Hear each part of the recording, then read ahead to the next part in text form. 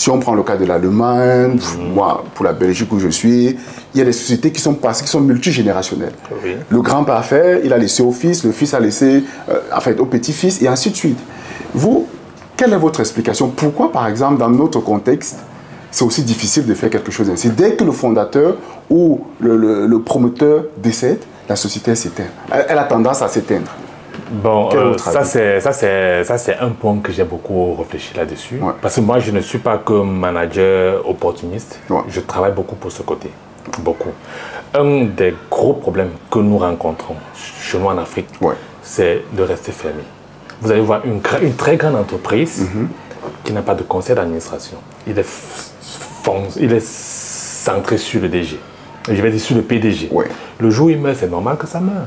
Quand on a une certaine envergure, il faut se constituer un conseil d'administration pour être sûr que la société peut vivre aussi possible. Ouais, je comprends. Vous avez vu? Donc, le plus souvent, quand un milliardaire camerounais meurt, ses affaires tombent parce qu'il n'a pas anticipé.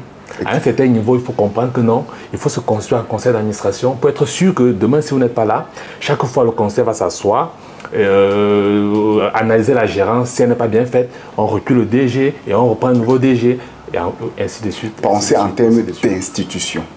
Exactement. Comme quelqu'un disait, je ne sais plus qui, que généralement dans l'Afrique en général, on n'a pas besoin d'hommes forts, on a besoin d'institutions fortes. Tout à fait. Parce que nous, les hommes, nous allons passer. Oui. Et les institutions, si elles ont été bien pensées, bien construites, elles vont continuer.